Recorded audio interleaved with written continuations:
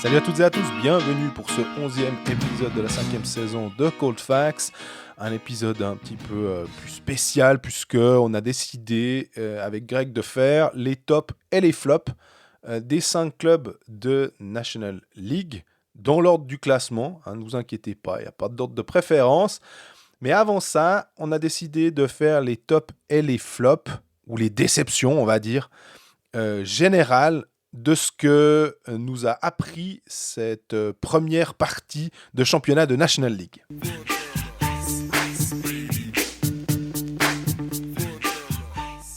Salut Greg. Salut Jean-Fred, comment ça va ? Je suis un peu triste parce que c'est la pause. Ouais, non, mais c'est l'occasion de faire un bilan. C'est ça qui est super, les pauses. Toi, tu veux faire des bilans. On est là pour faire des bilans aujourd'hui. Ouais, on va faire des bilans. On va faire par club après. Mais on s'est dit aussi de commencer par un peu top-flop du généraux, on va dire. Exactement. Parce que ça nous permet quand même, des fois, de temps en temps, de parler, on va dire, outre-sarine, quoi. De la Ligue, en général. Exactement. Après, il faut faire attention que les tops généraux, ce soit pas Artikainen, Olofsson, et puis Kuokkanen, et puis après, on reparle que des romans. Ouais. J'espère que t'es allé outre-sarine à un moment.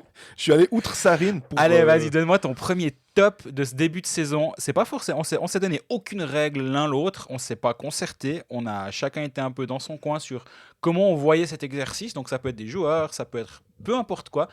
Quel est ton top de ce début de saison ? Alors, je sais pas si je l'ai classé parce que j'en ai noté 3, mais en regardant les 3, lequel me frappe le plus, je me dis Edlund, le coach de Rapperswil, qui est... Parce que ça permet aussi de féliciter Rapperswil finalement en général.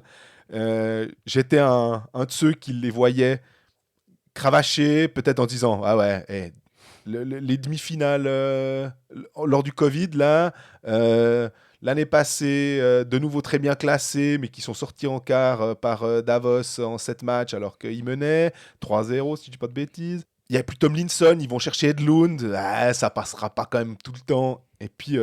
ce qu'on entend de ce coach, c'est que il est super, en fait. Il est moderne. Alors, ça marche pas à tous les coups. On a vu que Lundskog, qui est aussi un jeune Suédois. On y reviendra plus loin, plus tard. Alors, ça. Moi, on aura des flops, t'inquiète voilà. pas. Ces coachs plutôt nordiques jeunes, je veux pas en faire un trend de dire ils font un clone de Tangness. Absolument, non, c'est pas ça.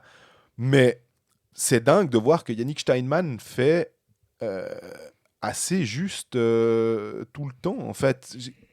Si on essaye de se rappeler où est-ce qu'ils ont merdé, quand ils vont récupérer un Egenberger, on se dit, le tout droit de Davos qui a vaguement fait une bonne petite carrière en junior canadien.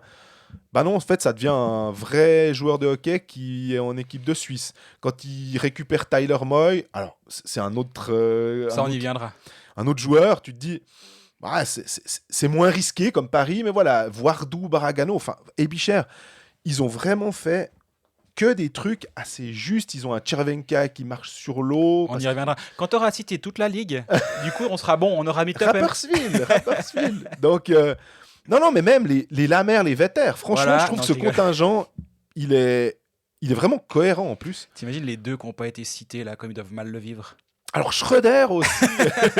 Nico Duner, il nous manque encore qui ? Fabian Meyer. On a tout fait l'équipe. Ouais, c'est Renan Sataric. Non, mais c'est... Non, je suis d'accord avec toi. Il me semble que chaque année, maintenant ça devient presque le running joke de dire c'est plus une surprise Rapperswil. C'est vrai que c'est plus une surprise, mais... Je me demande quand est-ce que je vais commencer à les considérer en fait. Est-ce que la saison prochaine... C'est exactement ça. Puis le moment où on commencera à les considérer, c'est là où ils vont faire une mauvaise saison. On peut se dire, ouais, mais ça, on avait vu venir. Ouais, forcément, tôt ou tard, ils auront une mauvaise saison. Mais là, dans les noms que tu as cités, moi, il y en a deux que moi j'ai retenus et je les ai mis sur la même ligne dans mes tops. C'est Chervenka et Moy pour des raisons différentes. Mais je vais juste couper en deux. Mais Tyler Moy, j'ai fait un article avec lui ce mercredi matin. Je lui ai parlé la semaine passée après le match contre Lausanne. Disons que j'ai attendu un tout petit peu avant de le publier parce que l'intérêt était plutôt du côté de Lausanne sur la fin de semaine dernière. On y reviendra sur ça aussi. Mais je suis allé lui parler. Puis pour parler de Edlund, c'est marrant parce que en zone mixte à Rapperswil. D'ailleurs, là-bas, c'est un club où c'est ultra facile de bosser. Quel bonheur. C'est le chef de presse qui m'avertissait à quel moment John Foust sortait du vestiaire pour que je cours de chez Tyler Moy pour aller de l'autre côté. Puis j'ai dit à Moy, je dis, écoute, j'attends John Foust. Je pense que c'est quand même un peu tendu. Il m'a dit, oh, on s'appelle demain. Le chef de presse faisait le tampon entre Lausanne et... Enfin, un bonheur pour bosser. D'ailleurs, on les remercie. On est assez critique quand il faut l'être sur les conditions de travail des journalistes, mais il y a certains endroits où c'est facile de bosser. Rapperswil, qu'est-ce que c'est facile. Et dans la zone mixte, quand je suis arrivé, il y avait Edlund qui parlait avec moi. Et ça a duré 1 minute. Moi, j'étais à côté. J'écoutais sans écouter, mais il faisait aucun secret, il faisait pas de messe basse. Il parlait, puis il le corrigeait sur certains positionnements, etc. Ah, tu dois faire comme ci, comme ça. Ah, ça c'est bien, mais attention, fais gaffe à ça. Puis je voyais vraiment que moi, il buvait ses paroles. Et c'était intéressant parce que j'avais vraiment une discussion entre le coach et son joueur. euh, qui devrait avoir lieu dans le vestiaire, j'imagine. Mais là, bon, ils ont fait leur théorie là. Et c'était vraiment intéressant de voir. Et Tyler Moy a jamais été aussi fort, en tout cas d'un point de vue comptable que maintenant. Mais il fait un superbe début de saison. Et moi, ce que j'aime beaucoup dans cette histoire-là, c'est que ça s'est bien passé. Combien de fois on a entendu des joueurs dire oh, ouais, je suis parti de Lausanne et puis ça s'est pas allé, ils sont allés dans les médias parler. A raison, hein, c'était chez moi. Mais il y en a aussi où ça se passe bien. Et Tyler Moy, il dit bah, on a voulu juste mon bien. On voyait qu'à Genève, bah, je gagnais beaucoup d'argent, mais bah, malheureusement, il n'y avait pas de place pour moi. J'ai rompu mon contrat, j'ai re-signé pour 1 année à Rapperswil, un contrat bien moins intéressant. J'ai parié sur moi-même. Et il a parié sur lui-même parce qu'il savait qu'à Rapperswil, on lui donnerait un rôle. Et finalement, c'est win-win. Genève, je pense, est-ce qu'ils ont perdu des plumes pour Genève? Tu me diras, c'est la très bonne expression. Je sais honnêtement pas. Mais peu importe, au bout du compte, même s'ils ont perdu 2-3 sous, ce ne serait pas dramatique parce que ça arrive dans tous les clubs. Ça s'est bien passé avec le joueur, ça s'est terminé en bons termes, le joueur est content. Le club avait un joueur dont il n'a plus besoin et ça se passe très bien là-bas, donc ça c'est super. Et Roman Chervenka, là aussi, chaque année on se dit ouais bon ça va gentiment se calmer, il a 30 et quelques années, oulala il est sur la fin. Un de plus, une année de plus. Puis tu vois le match qu'il fait contre Lausanne, alors oui c'était un Lausanne, j'avais envie de dire au fond du trou, mais encore un peu plus bas qu'au fond du trou. Honnêtement, il a fait un récital, mais ça voulait rien dire. C'était des cônes de chantier Lausanne en face, et je l'ai déjà dit la semaine passée, exactement la même phrase, mais c'était désastreux. Je pense que ce sera plus la même chose par la suite, normalement, en tout cas. Logiquement, ouais. Et donc, le début de saison de Chervenka, il est meilleur compteur de la Ligue, et j'ai l'impression qu'il est encore plus fort que la saison dernière. C'est une folie, et moi, je l'avais mis dans mes tops. J'enchaîne. Ouais. Si je vais citer personne, je te laisse citer des gens après. Mais moi, c'est la Ligue A14. Pour moi, c'est vraiment un top de ce début de saison parce qu'on a une ligue qui est homogène. On a des équipes qui tiennent la route. Alors oui, de temps en temps, Cloton s'en ramasse une. De temps en temps, ça se passe de pas moins en moins. Hein. Mais exactement. Et là, on se retrouve avec 14 équipes. Et Ajoie est dans une passe très difficile, mais Ajoie a embêté tout le monde quasi tous les soirs. Ajoie embête Zurich l'autre soir encore, et ils sont dans les matchs. Cloton, 19 matchs, 25 points. Ils ont quasi autant de points que Ajoie durant toute la saison dernière. Ajoie a terminé avec 26. Et là, Cloton, ils sont vraiment impressionnants. Ils ont 7 victoires en temps réglementaire. Ils en ont 8 en tout sur 19 matchs. C'est autant de victoires que Fribourg. Alors certes, avec 2 matchs en plus. Mais Cloton fait un début de saison admirable. Et ça, c'est aussi lié au fait que on est monté à 14. Et moi, je ne comprends toujours pas ce qui s'est passé pour qu'on revote sur la formule de championnat la semaine dernière. Ça, c'est un de mes flops, en fait. Ah ouais, alors on peut même les coupler. Ouais. Parce qu'à quel moment tu décides de tout chambouler après 20 matchs, même pas pour toutes les équipes de National League, de dire ouais, on avait fait comme ci, comme ça, mais bon, non, on arrête, on recommence à 12 parce que finalement, la Swiss League est en train de mourir. Oui, mais le problème, c'est pas la National League, c'est le rôle de la Swiss League. C'est pas parce que la National League, si ça fonctionne en 14, c'est ça ta vitrine pour le hockey suisse, c'est la National League. Ouais. Donc en fait, il faut que ça. Tu donnes un produit qui fonctionne. On avait dit en début de saison qu'il y avait un énorme écart entre les équipes et Ajoie, ce qui rendait et même Langnau d'ailleurs, l'homogénéité dans la ligue un petit peu bancale, ce qui rendait le championnat un petit peu pénible à suivre certains soirs, notamment quand tu vas te prendre 11-0 à Zug. Alors oui, c'est un cas, je suis d'accord. Ouais, mais il y avait un 9-2 ou 9-3 contre Langnau. Il y a eu 2-3 grosses sailles. Et c'est contre Langnau. Autant Zug, tu peux le comprendre, autant le club qui est juste devant toi. Voilà. Mais là, finalement, de vouloir rechambouler tout pour sauver une Swiss League qui a aucun rôle, aucun sens, ça ne sert à rien. Laissons cette Ligue à 14 et réfléchissons à la Swiss League que doit-elle être? Est-ce qu'elle doit être différente? Est-ce qu'il faut qu'il y ait plus d'équipes en Swiss League en montant artificiellement certaines de MySports, de faire 2 groupes régionaux? C'est la My Hockey League maintenant. Hein, ouais, la My machin, là, ouais, bref. Enfin, ils passent plus de temps à réfléchir à des namings qu'à des formules. Voilà, mais tu fais, je sais pas, tu montes à 14 équipes ou 16 équipes, tu fais 2 groupes régionaux dans l'idée qui se passe en Amérique du Nord avec des conférences Est et Ouest, et tu joues beaucoup plus entre conférences, et après il y a les divisions, et tu te rencontres que 2 fois peut-être et 4 fois dans les conférences. Exactement, puis comme ça aussi tu limites les déplacements, même si en Suisse ça va, mais c'est quand même bien de limiter les déplacements avec le dérèglement climatique. Alors oui, en plus, mais... Et du coup, je sais pas, mais en tout cas, je suis pas en train de dire qu'on va révolutionner la Swiss League ce mercredi. Par contre, de vouloir tout changer en haut, non, en haut ça fonctionne. En haut, Cloton a été capable de faire jouer des jeunes. Alors oui, ce sera peut-être dans tes tops ou pas, mais David Reinbacher est un très jeune joueur. Alors il n'est pas suisse, certes, mais la finalité, il ne va pas jouer en équipe nationale suisse. Ça, c'est dommage. Mais par contre, c'est un joueur qui a un graduate, on va dire, des juniors de Cloton, qui est venu là, qui s'est formé dans le hockey suisse. Et donc, le fait de le voir très bien jouer en National League, c'est plaisant, et ça a été rendu possible aussi par le fait que maintenant, il y a 14 équipes en haut. Et donc, des joueurs différents doivent prendre des rôles peut-être un peu plus grands que ce qu'ils auraient dû avoir s'il n'y avait que 12 équipes en haut. Et donc, pour moi, c'est un plaidoyer pour la Ligue 14 ce début de saison. Mon flop, alors, j'ai écrit Vaucher MySports pour te dire. Pas que j'ai spécialement des griefs contre Denis Vaucher parce qu'il essaye de faire ce qu'il y a de mieux pour les clubs. Puis des fois, j'ai l'impression qu'il sait très bien, il sait pertinemment que ça va pas passer. Mais au moins, il pourra dire qu'il a essayé de faire quelque chose. Alors ça, on peut peut-être critiquer cet aspect politique de sa part.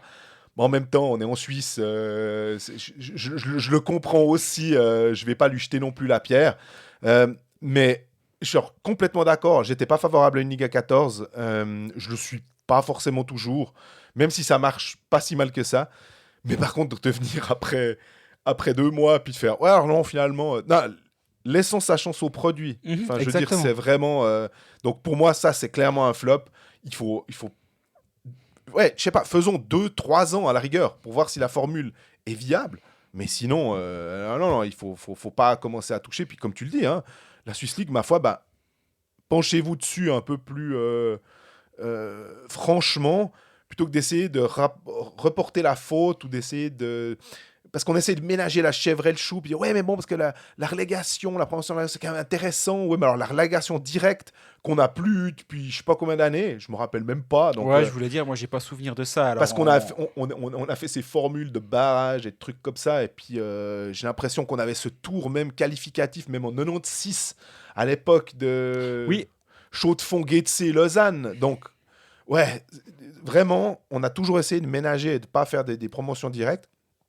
Donc, non, ça, c'était nul. Et puis, MySports, c'était un peu pour les highlights. Je crois que ça s'est amélioré récemment. Parce que là aussi, mon père qui me dit, mais j'ai voulu regarder les highlights, j'ai rien trouvé. Et honnêtement, même si c'est pas la personne la plus habile, on va dire, pour trouver les choses rapidement, je trouve que c'est quand même assez symptomatique que... je lisais aussi des gens qui disaient, ouais, mais avant, c'était sur YouTube, c'était cool. Puis les gens disent, maintenant, va sur Blick. Ok. Je trouve que c'est très bien que ce soit sur Blick. T'es pas obligé de dire ça, mais... C'est gratuit, mais je trouvais que sur Blick, s'il y avait un onglet Highlights, tu peux retrouver du 6 novembre, du 4 novembre, du 3 novembre, ce serait plus intuitif. Mais je sais aussi les contingents, enfin les contraintes pour mettre ça sur pied, c'est pas aussi simple. Je crois que la MySports va avoir sa propre application, ils sont en train de faire des tests. Peut-être que quand elle sortira, ce sera aussi beaucoup plus simple. L'application de la National League, ils en ont pas fait beaucoup de pubs, à tel point que quand, pour tout vous dire, pour vous révéler un peu les secrets, les coulisses, comment on s'occupe de Hockey Manager, on reçoit...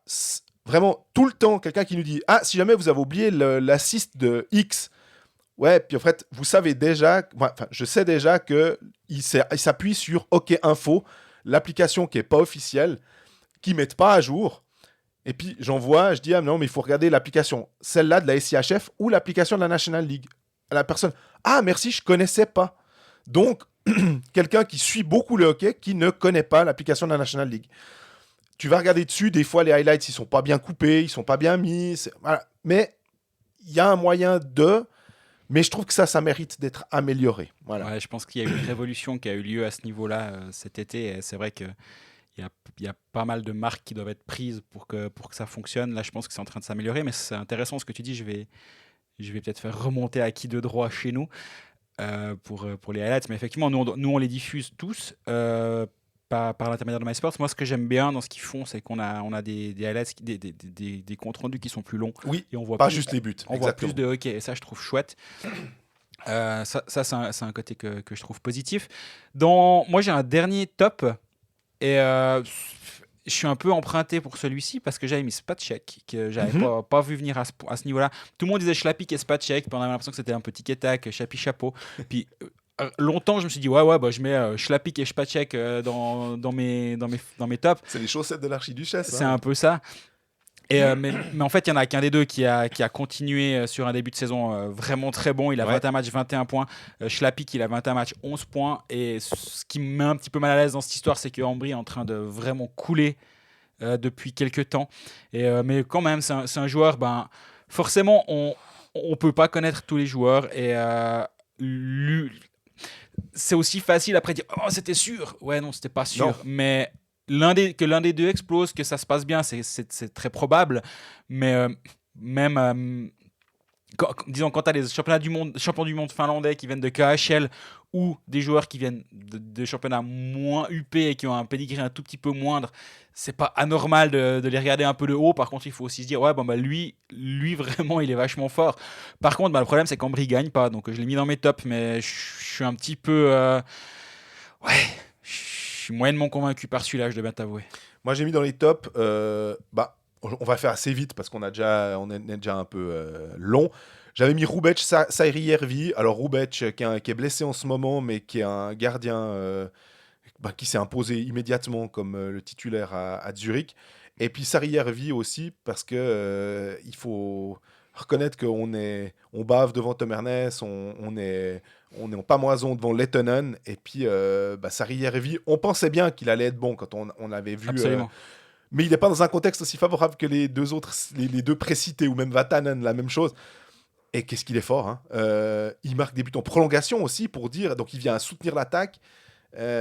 Moi, alors, il m'impressionne vraiment, il est jeune, et je me dis qu'il a un avenir ailleurs qu'à Langnau, et sans doute peut-être même ailleurs qu'en Suisse. Absolument, ouais. Tu peux même rajouter Michaelis, qui est Ouais. finalement du même bois du côté de Langnau, qui est un jeune joueur qui prend la Suisse comme un tremplin pour ailleurs, disons. Et puis en flop, je vais les regrouper aussi. J'avais mis Kaski Lugano, mais c'était plus... Moi, j'avais Arcobello. Allez, hop, on fait un duo pack. Voilà, c'est un peu logique entre Lausanne et Lugano quand on voit le potentiel et on voit où ils en sont.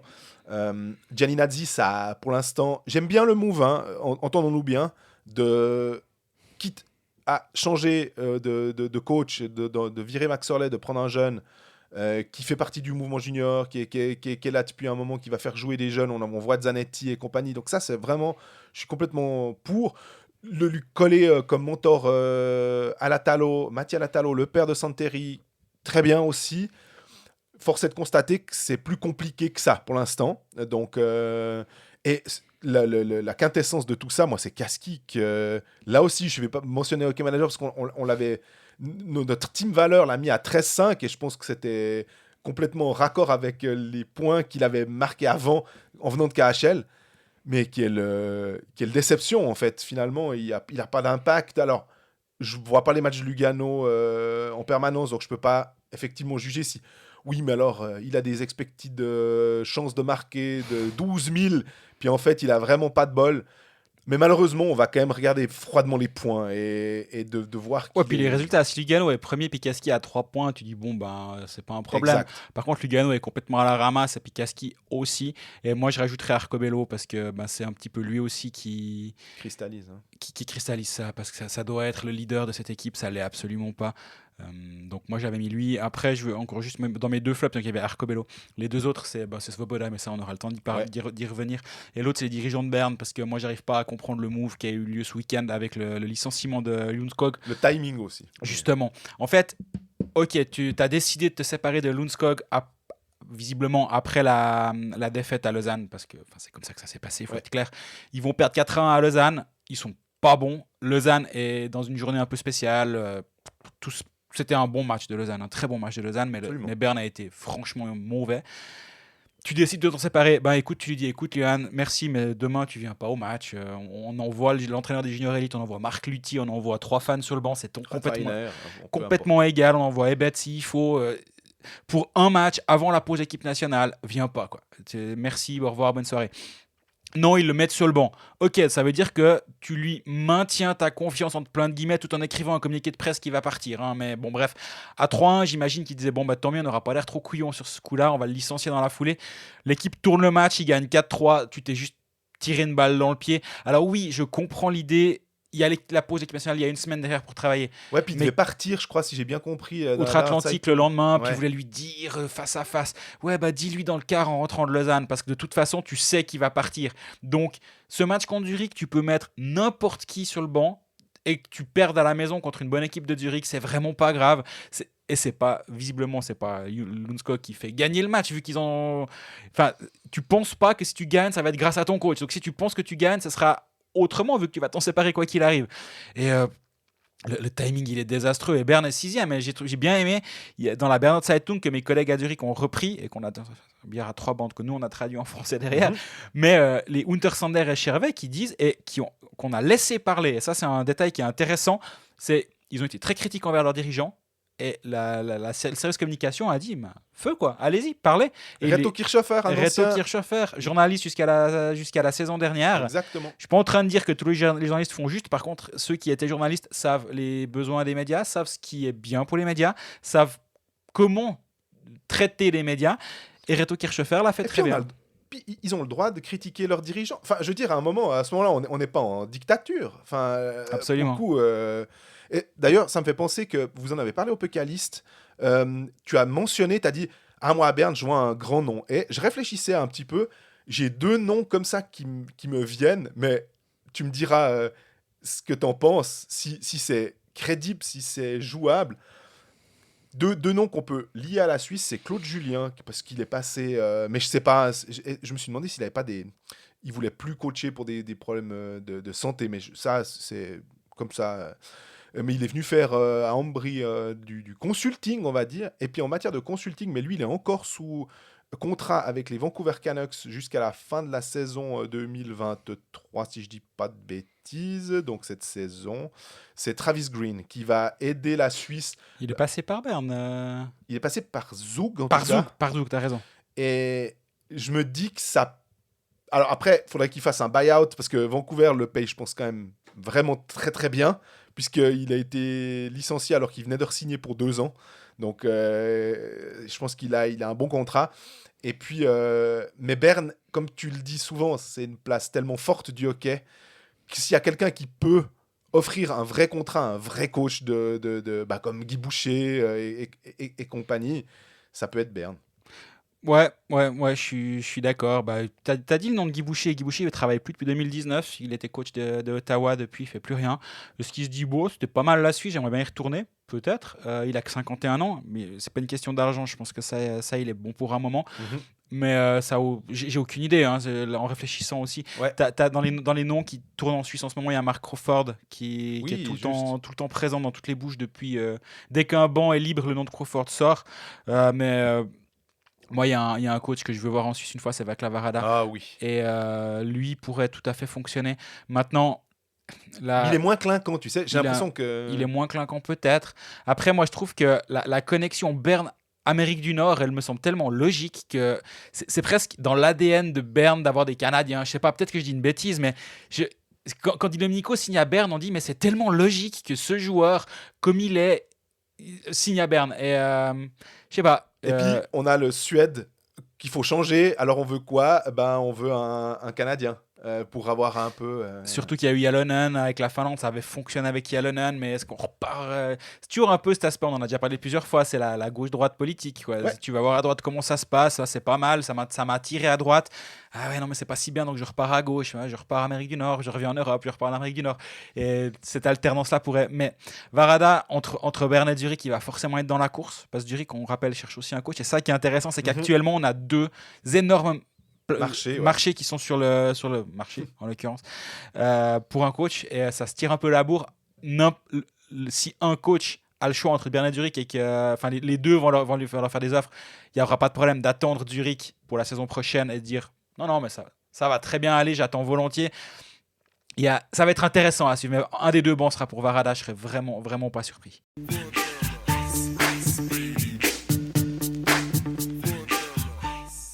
Alors on prend le classement dans l'ordre, finalement, comme ça on fait pas de jaloux. Et on commence avec Genève. Le top, tu l'as mentionné avant, et je pense que forcément, comme on dit, on ne s'est pas concerté. Hein, mais j'ai mis Artikainen, parce que meilleur buteur. Il est là, Teemu, on l'a mis aussi. Timo, tu dois, même si c'est juste, tu dois... Attention. De temps en temps, on a le droit de faire juste. Mais oui, ouais, moi, je sais pas, je me suis découvert une passion pour ce joueur, parce qu'il représente tout ce qui n'est pas un hockeyeur, mais il marque but sur but, il est tout le temps bien placé quand il a le puck. Il faut juste pas essayer de lui reprendre parce que tu n'as aucune chance. Tu veux le bouger, tu n'as aucune chance. Et il est tout le temps là. Et il marque des pénaltys incroyables. À part ça, il patine beaucoup plus vite en pénalty quand il n'y a personne d'autre sur la glace. Je sais pas, est-ce qu'il voit que s'il patine lentement comme d'habitude, ça va se voir. Donc il dit non, mais là, attends, je mets un coup. Et le pénalty qu'il met l'audio contre Lausanne, il est extraordinaire. Ouais. Et il avait fait exactement le même contre Zug en préparation. Pile poil. Et parce qu'il arrive à la soulever, en fait, c'est très très drôle. On a l'impression que la mécanique de tir, elle est cassée un peu, pour juste la soulever au-dessus dans la mitaine, au-dessus de la mitaine. Je suis allé lui parler à la fin du match, justement. J'ai dit, mais tu nous l'avais déjà fait à Zug, celle-là. Hein. Il fait, ouais, mais j'étais sûr qu'ils n'avaient pas vu. Donc je me suis dit que j'avais l'avantage sur le gardien de Lausanne parce qu'il ne savait pas. Je dis, tu ne pourras plus la refaire, celle-là. Il fait, non, mais j'ai d'autres choses à faire, donc pas de problème. Mais oui, il marque but sur but. Il est pas, je voulais dire, il est pas impressionnant. Si, il est clairement impressionnant, mais il est pas flashy. Non. C'est pas Linus Omark qui va de temps en temps se passer le puck entre les patins, qui va tenter un dribble incroyable, qui va te faire te lever de ton siège. Oui, il va faire une talonnade, Linus. Mais voilà. Par contre, lui, ce qu'il va faire, c'est qu'il va être au bon endroit, il va dégoupiller en un quart de seconde. En fait, il arme, c'est directement dans la lucarne. Quand t'as l'impression, il est injouable. Et c'est un peu je veux dire, l'encre de ce powerplay. C'est un petit peu lui qui polarise toute la tension, puis du coup ça laisse les autres travailler un peu partout autour, puis il prend une place devant le but, c'est insupportable. Et moi j'adore ce joueur, j'ai presque une passion Teemu Artikainen depuis qu'il est là, et on l'a annoncé en fanfare avant la saison qu'il allait être fort et ci et ça, puis j'ai vu des commentaires après 5, 6, 7, 8 matchs où il n'était pas flamboyant. Ouais, quand même, on nous l'annonçait, Teemu Artikainen, ouais, mais on est à la prépose équipe nationale, il a 20 matchs, 12 buts. Il est sur du 1 point par match avec plus de 30 buts sur la saison. S'il continue sur ce rythme-là, en fait, c'est ce qu'on attend de lui. Et quand il disait avant la saison, je lui avais posé la question, qu'est-ce qu'on doit attendre de toi ? Il m'a dit, ouais, peut-être pas le patineur le plus rapide. You don't say Sherlock. Mais par contre, que je vais être super efficace et puis qu'on pourra pas me piquer le puck. T'es là, merci pour le scouting report, c'est exactement à la virgule presque que c'est. Et en fait, ils m'ont pas sur la marchandise. Et c'est marrant de voir qu'il a commencé à carburer quand il a été enlevé du binôme avec Linus Omark. Ouais. Et ça, j'ai trouvé intéressant. Et les deux vont mieux en n'étant pas ensemble. Alors qu'on nous disait, vous verrez les deux ensemble, ça va être marrant. Mais sur le powerplay. En fait, ça me permet aussi de parler. Alors, le powerplay genevois, on l'a vu contre Fribourg, on l'a vu contre Lausanne. Contre Lausanne, c'était assez impressionnant parce que tu sais, mais tu parlais du... Tu sais que ce powerplay est létal, hein, mais on voyait quand ils vont... Tu peux pas jouer ce powerplay de manière conventionnelle. Enfin, ça peut venir de partout. En fait, c'est que tu dois quand même te méfier tellement de Tom Ernest qui dirige la manœuvre et qui est capable de feinter. Il fait cette espèce de simili-tir, mais en fait, il fait une passe tellement forte. Et Omar qui reprend, bang. Omar, tu le disais, c'est le Brésil sur glace, donc il peut te sortir un truc, donc tu dois avoir beaucoup de respect pour lui. Tu dois avoir du respect pour Artikainen, tu dois avoir du respect pour Winnick. Puis au final, ben ouais, tu dois. Puis Phil Poula, qui est tellement intelligent, qui joue tellement juste, que est-ce que ce powerplay est le meilleur de Suisse? Ben évidemment que oui. Puis, Et j'ai l'impression que si ça continue à tourner comme ça, alors en playoff, on sait que c'est une autre mécanique, c'est un autre animal. Mais là, il dispose d'une arme qui est vraiment, vraiment fatale, quoi. ouais, je suis d'accord, c'est impressionnant. Puis là, t'as dit le mot, t'as dit le nom de Phil Poula et lui aussi, on l'oublie complètement. 20 matchs, 25 points. Il fait pas de vagues, il fait rien de faux, il est tout le temps juste. Il est sur une saison à 60 points actuellement. À 39 ans! Mais c'est ça, Ou 38, je sais plus, mais... c'est hallucinant. Puis les 5 meilleurs compteurs de Genève, c'est Phil Poula, Winnick, Omar, Kartikanen, Temernes avec 25, 21, 20, 19 et 18 points. Vatanen est beaucoup plus loin. Pourquoi? Parce qu'après 9 matchs, il a pété, mais il avait 9 matchs, Même 8 Pouliot. points. Pouliot est donc pas étranger, mais il est blessé, il est pas loin. On avait dit avant la saison, est-ce que Genève, est-ce que on était catégorique, Genève a les meilleurs étrangers de la ligue. Ben voilà, merci, au revoir. Quand tu prends Omar Kartikanen, bah tu peux juste pas te tromper. Bah, on hésitait avec Zug. Et force est de constater que si Brian O'Neill a bien brillé au début de saison aussi, que Kovar remonte évidemment, Cehlarik, voilà, c'est tout d'un coup quand même moins fort. Hanson et Juice, c'est clairement pas Vatanen et Tom Ernest, même si ils sont extrêmement utiles et ils peuvent te tenir pour aller en playoff, ça va être super, il n'y a aucun problème. Mais c'est vrai qu'on était aussi un peu à se dire entre Zurich, Zug et Genève, il y avait match. En ce moment, il n'y a plus match. Non, il y a clairement plus match. Flop, on aura le même, je suis sûr. Ah bah, alors j'avais noté Miranda, parce que... Mais... Et puis après, tout d'un coup, Bertaggia. Bah ouais. Et... Pour moi, il n'y a même pas une question. Enfin. Exactement. Alors oui, on te dira, ouais, mais la quatrième ligne, elle est pas si mal. Oui, mais si, oui, mais ça. En fait, tu as engagé un joueur avec un contrat pour les 5 prochaines années, qui vient de Lugano, qui est censé être un renfort, qui est censé être un joueur dominant dans cette ligue. Il a un contrat jusqu'en 2027, Alessio Ouais. Bertaggia. Et c'est un joueur à une dizaine de buts par saison les dernières années, 17, 10, 8. Et là, il a 14 matchs, 2 points. Et c'est pas parce qu'il est forcément mauvais qu'il a 14 matchs, 2 points. C'est juste qu'il est dans un rôle où il peut pas plus performer que ça.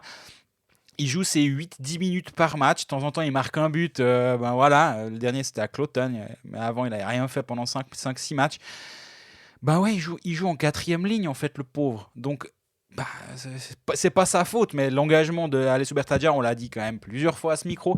Le joueur en lui-même, il n'y a rien contre lui. Par contre, bah, vu tout ce qu'on a dit avant, à savoir que bah, tu as tellement de talent offensif sur les ailes, il n'y a pas de place pour lui. Et ça, on le voyait venir qu'il n'y avait pas de place pour lui. Ben voilà, ça se voit. Moi, il est parti au fin août. Il y avait déjà pas beaucoup de place pour lui. Bertaggia avait pas beaucoup de place pour lui. Enfin, effectivement, il y avait trop de bons joueurs. Puis après, mieux vaut faire jouer. On a vu Denis Smirnov, là, maintenant qu'il est au centre avec Omar, ça revient. Je suis vraiment content pour lui aussi, Ouais. parce qu'il le mérite. Mais Smirnov, centre de troisième, enfin, centre avec Omar, on va dire plutôt. Tu sais que tu auras du temps de glace, en gros, voilà. Par contre, le reste, et je me faisais la réflexion, est-ce que tu fais un échange? Est-ce que tu déclenches l'échange? En fait, quand j'ai posé la question une fois à Svoboda, c'était en me disant, bah tiens, Ugly, son gros contrat, est-ce que ça pourrait être un échange? Puis je réfléchissais à un autre gars d'un autre club qui avait un contrat de 5 ans, puis le nom de Bertaggia m'est venu assez rapidement à l'esprit. Ouais, Mais en fait, il n'y a pas plus de place à Lausanne finalement qu'à Genève. c'est plutôt, tu cherches quelqu'un qui a un défenseur de trop, puis tu dis, bon, bah, on t'envoie contre un défenseur, mais c'est un contrat jusqu'en 2027. Et le truc, je sais pas, quand tu regardes les six ailiers des 3 premières lignes actuellement, c'est Praplan, Omar, Rod, Artikanen, Miranda, Winnick. Alors oui, tu pourrais dire, ouais, bon, Miranda. Non, mais Miranda, il est sur la ligne avec Phil Poula et Winnick, qui sont les deux à 1 point par match ou plus. Et il fait le sale boulot, sans doute. Exactement. Et si tu demandes à Bertaggia de venir là et faire ce que fait Miranda, bah, tu as un gros problème qui arrivera très rapidement. C'est pas sa place. Artikanen, Rod, on n'en parle pas. Omar, Praplan, on n'en parle pas. Ben ouais, il joue en 4ème ligne, en fait, Bertaggia. Oui, alors s'il y a des blessés, mais tu signes pas un contrat jusqu'en 2027 Au cas où. s'il y a des blessés. Puis tu le mets sur les plots en attendant. Puis tu dis, ah, dis donc, c'est le moment. Allez, hop. Non. Bertaggia, c'est un flop et on le voyait clairement venir jusqu'à présent. Il a le droit de trouver un rôle, il a le droit de faire mieux que ce qu'il a fait jusqu'à présent. Mais là, bah, clairement flop. Est-ce que c'est un bourreau de travail, Bertaggia aussi? J'ai l'impression que de ce que j'entends, c'est pas non plus le type qui va passer beaucoup de temps à la gym, en fait, dans la salle de force, pour vraiment. J'ai l'impression qu'il a d'immenses qualités de base, il a un grand talent naturel, puis il se repose un petit peu dessus. C'est un peu l'impression que ça donne. Et puis en tout cas, de ce que je sais, Lugano n'avait pas remué ciel et terre pour s'aligner sur l'offre qui a été faite du côté de Genève. Ça ne veut pas dire qu'il aurait accepté de rester à Lugano, mais c'est quand même le fils de Bertaggia là-bas. Ouais. Finalement, dans le statut de la filiation, c'est comme le fils de Slava Bikov à Fribourg, hein. Sans exagérer, à part Ouais. ça, parce que Sandro Bertaggia à Lugano, c'est quand même un monument. Et il est parti du club. C'est quand même un signal que ça marche pas très très bien, j'ai l'impression. Et Après, tu me diras, le fils de Lenstein a joué à Zurich. Donc, absolument. rien n'est impossible. Mais ça me fait penser que Fazzini, on parlait de Bertaggia, Fazzini, parce qu'on les a souvent associés les deux, parce que les Tessinois à Lugano et tout, puis ils ont fait le choix de garder, en gros, Elia Riva, Fazzini, puis de laisser partir Bertaggia. C'est pas une immense réussite en ce moment, Fazzini. Non, pour je suis dire, d'accord. D'ailleurs, c'est- j'ai vu le jour que le manager écoutait une bouchée de pain environ et j'hésitais à sauter dessus. Après, je me suis dit, ouais, non, mais fais-toi pas mal là. Il y a d'autres joueurs peut-être plus intéressants qui ont baissé. Absolument, avant. on en parlera peut-être à bien avec Luca Conti, je sais pas. Non, je pense pas qu'on en parlera, mais il est intéressant à 5. Il y avait aussi les jeunes à Genève, que j'avais juste noté dans les flops, en fait, que j'aimais bien quand il y avait toute l'histoire des Patries, l'histoire des Arnaud Ria, Vouillamo, Smirnov. Finalement, par la force des choses aussi, ce contingent est tellement talentueux et tout tient. Que, par la force de Yann Cadieux, que j'avais mis dans mes tops aussi, parce que je trouvais que Yann Cadieux était... on se posait la question de savoir s'il allait pouvoir gérer ce contingent, et force est de constater que... Parce que c'est vraiment pas facile. Là, on est en train de baver, puis on dit à quel point c'est super à Genève, puis qu'ils ont un powerplay qui tourne. Tu citais les noms des compteurs. Va leur donner le temps de glace nécessaire pour qu'ils soient toujours tous assez contents. Parce qu'après, c'est peut-être les Suisses qui vont gueuler. Puis on va leur dire, oui, on va dire les Suisses, oui, mais bon, il y a 6 étrangers, vous saviez bien. Puis eux, ils vont moins gueuler, parce que en plus, ils ont moins gueulé parce que le club gagne. Et puis, ma foi, les clubs ont choisi de faire 6 étrangers, d'avoir 6 étrangers, donc voilà. C'était un peu ce que je voulais encore dire sur Genève. Très bien, moi je crois qu'on peut. On a fait le tour de Genève Servette. D'autres choses à ajouter? Non, c'est tout bon.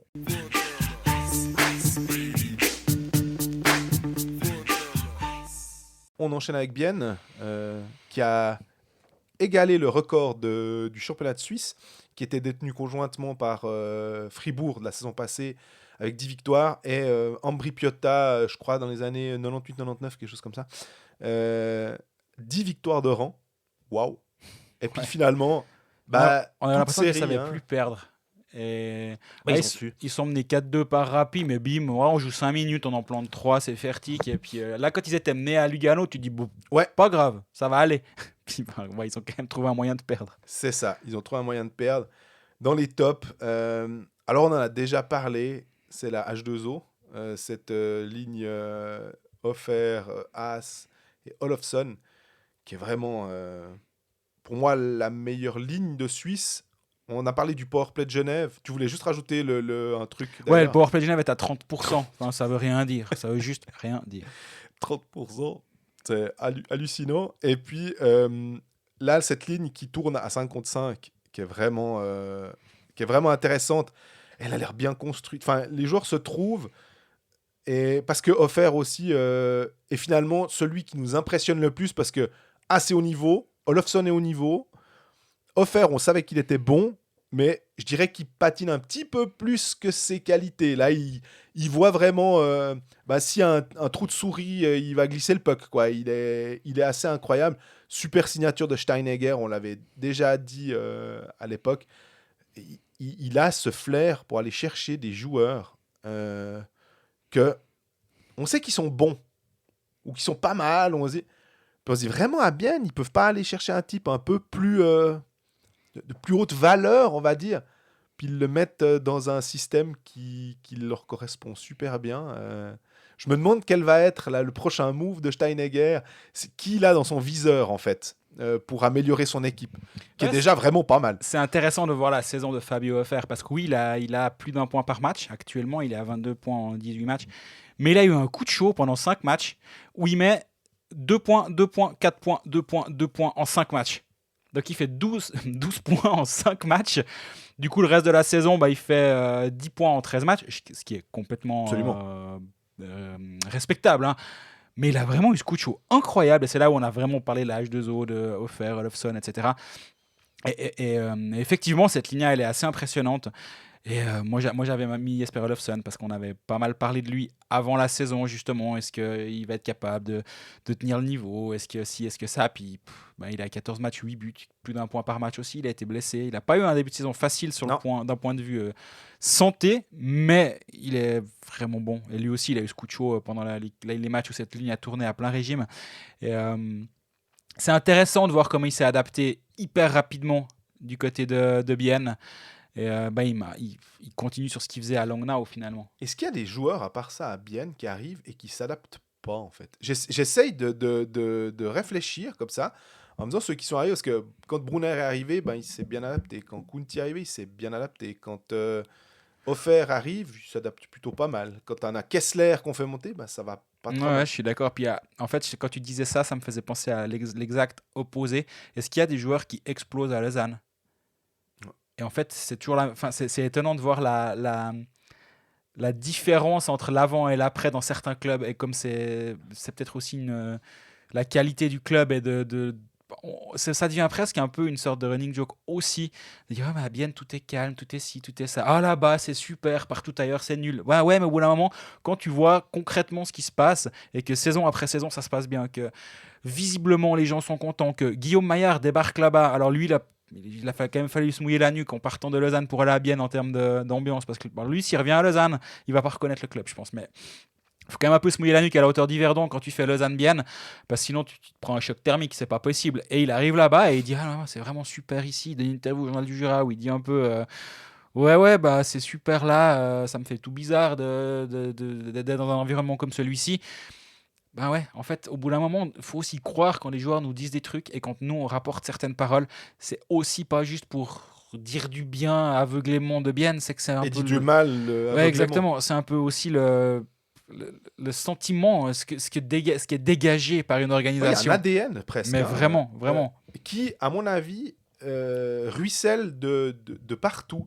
J'ai l'impression qu'entre Daniel Villard et Stéphanie Meria, qui est une femme qui vraiment fait du bien au hockey suisse, ils ont un environnement de travail qui a l'air plutôt cool. Donc finalement, Martin Steinegger qui peut travailler sereinement. On n'entend jamais des trucs où le conseil d'administration n'était pas content. On parle surtout des petits donateurs à Bienne et tout. Mais y a jamais, on a l'impression qu'il n'y a jamais de la pression d'un truc. Alors que peut-être, il y en a que quand ils se font sortir en play-off la saison passée, peut-être que Tormenen, on l'a dit au début de saison, est-ce que c'est le bon... c'est encore le bon coach pour cette équipe? On avait le droit de se poser la question. On avait entendu quand même des trucs. On a vu les matchs de pré-saison qui n'étaient pas terribles. On se disait, tiens. Et finalement, il nous a donné tort. Mhm. Il a toujours son vestiaire avec. Quand des nouveaux joueurs arrivent, comme le cas de Guillaume Maillard, non, je peux un peu faire comme je veux. C'est toujours... C'est romancé, on va dire, quand on le lance comme ça. Parce qu'évidemment qu'il a des choses à faire sur la glace qui sont demandées. Mais ouais... L'entraîneur est plutôt cool, le manager est plutôt cool, les joueurs ont l'air de faire pas trop d'histoire. Donc, c'est assez beau, c'est assez rafraîchissant de voir cette équipe-là. Et on rappelle quand même que durant l'été, Steinegger avait donné une interview. Et là, c'est une des rares fois où justement, et c'est nous on avait rebondi en disant, mais est-ce que c'est vraiment la sérénité biennoise, on en est où là? Parce qu'il avait défoncé tout le monde à peu près. C'était, je pense, après une défaite, celle dont on avait parlé quelques fois, une défaite à la Vallée du Joux contre Fribourg où il s'était pris une trempe 8-1, je crois. Et là, il avait un peu dit on se croit beaucoup plus beau que ce qu'on est, et puis il faut qu'on commence un petit peu à bosser, puis qu'on redevienne un peu sérieux. Il a tapé très très fort du poing sur la table, mais il y a aussi ça, c'est que je peux imaginer là où quand tu uses et abuses de ces ressorts-là, tu peux créer une certaine lassitude quand ça n'arrive jamais ou presque.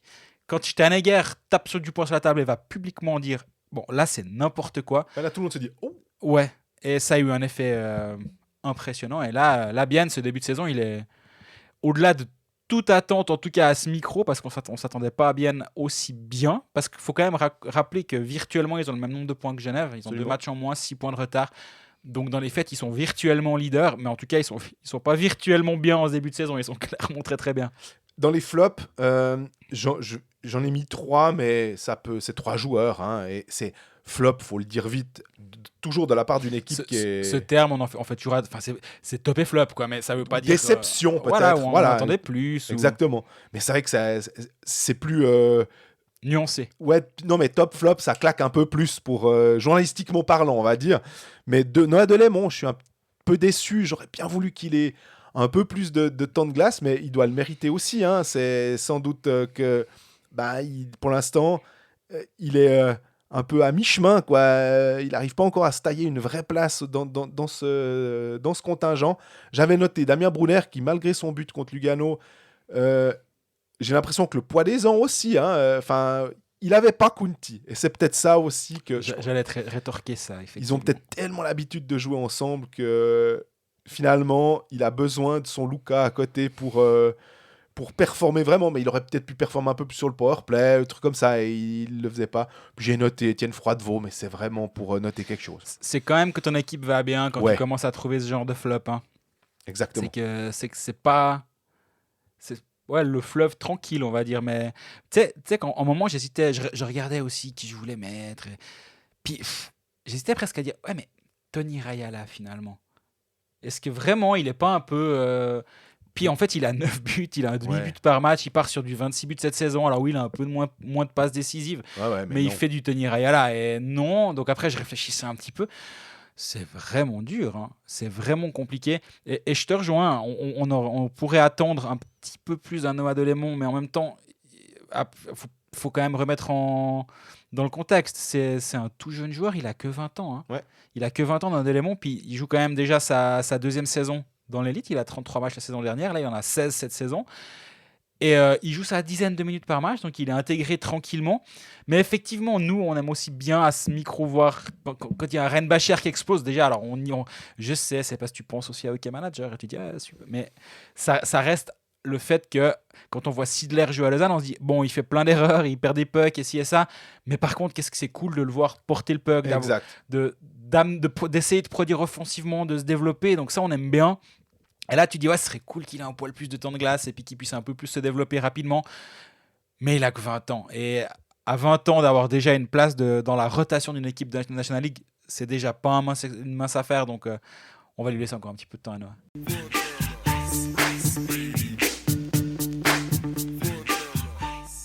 Bon, c'est bien joli, on dit du bien, tout va bien, on commence à regarder. Ouais, je trouve que la couleur du maillot de tel club, c'est pas terrible. Ouh là là, le flop, ouais, la qualité des sièges dans la Tissot Arena. Non, là, on devient un peu sérieux. Des clubs où il y a quelque chose à dire. On commence par quoi? Fribourg? Oui, c'est Fribourg. C'est un peu plus nuancé, Fribourg. Hein. Ouais, j'ai eu de la peine à trouver 3 tops, pour te dire. Après, on a pas besoin, tu peux en dire un, il n'y a pas de problème. Ouais. Oh, mais en fait, les deux, mais il y en a un, on en a déjà parlé, c'est Hughes. Donc, je voulais pas m'apesantir sur le fait qu'il remplace superbement Berra. L'autre jour, j'ai vu, il a pris un but qui était sans doute évitable, mais ma foi, voilà, Berra, il n'arrêtait pas tout non plus. Mais le top que je voulais mettre en avant, c'est Berchi. Entièrement d'accord, c'était le mien aussi. Qui a pris ses responsabilités, et pourtant, Dieu sait qu'il a attendu. Par la longueur de son contrat, par son historique cantonal, on va dire, par tout ce qui représente pour cette équipe et le fait qu'on veut en faire une figure. Et que tout ça, c'est pas simple. Et que pour l'instant, il est au niveau et il est totalement dans les attentes, en fait, dans les clous. Exactement. Sur les 6-7 derniers matchs de Fribourg-Gotteron, il est tout le temps là. En fait. Sur les 6 derniers matchs, il a 9 points. Donc là, il est vraiment lancé et en plus, il a marqué 5 buts. 7 buts, 7 passes décisives en 17 matchs, 14 points. Il est sur une projection selon Elite Prospect qui nous donne tout le temps maintenant cette projection en extrapolant juste les statistiques. Donc en fait, après un match, quand un joueur a 2 points, il te l'extrapole sur 104 points. Enfin, oui. Mais là, après 17 matchs, on peut commencer à avoir quand même quelque chose d'un peu plus sérieux. Il part sur du 42 points. Sa meilleure saison en carrière, c'est 40 points. Donc c'est du Berchi comme on l'attendait du côté de Fribourg, qui joue à Gotteron actuellement. Et il fait clairement le job. Et comme tu dis, les attentes sur ses épaules, elles étaient énormes. Et on ne se rend pas compte, je pense, d'ailleurs. Alors, il y a un Sprunger, il y a un Bikoff qui absorbe, qui ont des épaules larges depuis des siècles. Mais justement, comme ils prennent de l'âge, on veut la suite. Et la suite, elle est incarnée par Christophe Berchi. Ouais, entièrement d'accord. Et donc là, pour moi, c'était un top assez facile à choisir. J'aurais pu mettre aussi Gunderson, qu'on imaginait sur le déclin et qui décline vraiment, vraiment pas. Il est toujours aussi bon, toujours aussi juste. Et il a déjà une douzaine de points en 17 matchs. Défensivement, il tient la route. Puis on rappelle qu'il a 37 ans quand même, ce joueur. Mais il a une hygiène de vie qui est tellement bonne que ça se voit pas. Et ça, c'est assez impressionnant. Donc j'aurais pu voir ces deux-là. Après, c'est pas évident parce que t'as envie de dire Connor Hughes, très bien, je pense que tu as raison, mais ouais, tout est un peu, je voulais dire nuancé ou un peu. Il y a tout le temps un oui mais avec cette équipe de Fribourg-Gotteron depuis le début de la saison, et parce qu'il y a eu des mauvais, il y a une très bonne passe où c'était un peu le vrai Gotteron de l'année passée, à savoir ils mènent 1-0 après quart d'heure, puis tu sais qu'ils vont gagner 2-0 ou 2-1 parce qu'ils en auront pris en fin de match. Et là, maintenant, c'est 17 matchs, 27 points. C'est totalement OK. Ils ont moins de matchs que tout le monde sauf Zurich. Donc, Fribourg a des matchs en retard. Fribourg, notamment, il y a eu ce fameux match qui m'a valu un aller-retour dans le Seeland pour la beauté du lieu et c'est tout. Mais pas qu'à moi, d'ailleurs. On était 2-3. Et c'est oui, mais c'est pas si mal. 17 matchs, 27 points. Mais t'es sur un fil actuellement avec Fribourg-Gotteron. Et je pense que les 3-4 prochains matchs vont aussi un petit peu décider de quel côté du muret ils vont tomber. Est-ce que ça va bien se passer puis ils vont pouvoir continuer sur ce rythme-là, ou est-ce qu'on va commencer à pouvoir se poser des questions? Parce que certes, ils ont 27 points. Derrière, c'est Cloton et Langnau, c'est deux équipes que tu dois quand même avoir derrière toi sans trop de soucis. Ambry, ils sont en chute libre. Donc en fait, l'équipe d'après qui devient menaçante, ça vient Lugano, et Lugano, ils ont déjà 6 points de retard. Après, c'est Lausanne. Lausanne, ils ont 7 points de retard. Mais ça peut aller assez vite, finalement. Absolument. Et surtout, si tu regardes devant, Berne, ils ont 4 points d'avance. 3 matchs en plus, mais il faut les gagner, ces matchs. Zug, également, mais ils ont 2 matchs de plus. Donc là, on est sur la tangente, parce que forcément, pour Gotteron, le but, ça doit être les pré-playoffs. Ça doit être les playoffs. Tu peux pas te contenter d'une place dans les pré-playoffs. Et oui, mais avec Gotteron jusqu'à présent. Dans les flops, j'avais noté de la Rose, j'ai mis Dernay, Marchand, Motet, mais finalement, en réfléchissant, je me dis peut-être les étrangers, quand même un peu plus. Désolé, on tape sur les étrangers, c'est beaucoup plus facile. Mais parce que tu as mentionné Gunderson, très bien. Vainio, j'ai pas grand-chose de négatif à dire sur lui parce que c'est un défenseur défensif. Mais après, si on prend Kokanen qui a été benché lors du dernier match, si on prend Delarose, qui on savait était un centre défensif, mais ouais, on va attendre les playoffs pour le juger, mais bon, on est au mois de novembre, puis on doit quand même juger les types maintenant, et ce qu'il apporte autant, je me disais, il pourrait quand même s'il est plutôt défensif, il peut quand même peut-être s'en sortir un peu mieux. Sørensen a été blessé. Lui, il a que 3 matchs, le jury est toujours... et puis Rask, il est arrivé dernièrement, mais je me disais qu'il y aurait peut-être un impact tout de suite. Donc, je suis encore un peu sur ma faim avec ces étrangers-là, puis Dernay, qui était vraiment très très très très bon. En play-off l'année passée, il était excellent contre Lausanne aussi. Sa ligne avec Motet et Marchand était super. Enfin voilà. Et que là, il a peut-être un cran de moins en vitesse et bien sûr qu'il a des skills incroyables, mais un petit cran en dessous, et que j'ai l'impression que ça se voit et ça se ressent un peu. Moi, les flops, j'en ai 2, mais les 2, c'est un petit peu le même constat. Finalement, la différence entre le Fribourg l'année passée, qui était un grand oui, parce qu'ils ont fait toute la saison en tête, et le Fribourg actuellement, qui est un oui, mais c'est un but par-ci, par-là. C'est de temps en temps le but qui va te faire la différence, qui va te faire tourner la rencontre. Pas contre Genève vendredi, ils se sont fait étaler, mais à part ça, il manque jamais grand-chose, mais il manque toujours quelque chose. Et pour moi, c'est matérialisé par deux joueurs principalement, surtout cette saison, parce que Maroyer qui fait totalement ce qu'il faut. On n'attend rien de plus de lui. Mais c'est Valzer et Marchand Valzer, il a 2 buts, 0 passes décisives. Marchand, il a 1 but, 3 passes décisives. Et si Fribourg-Gotteron a été excellent la saison dernière, c'est aussi parce que ces joueurs-là étaient vraiment bons. Valzer, c'est 20 points, dont 10 buts. Et Marchand, c'est 31 points, dont 20 buts. C'est 30 buts à eux deux. Et là, ils sont sur une dizaine de buts à eux deux. Et Ils n'arriveront pas à matcher leur non, score. ça, ils n'arriveront pas. Voilà. Et si Fribourg... S'il manque toujours un petit quelque chose à Fribourg, c'est justement cette profondeur qui, l'année passée, faisait la différence. Cette année, elle ne la fait plus. Et pour moi, le flop, il est à chercher ici.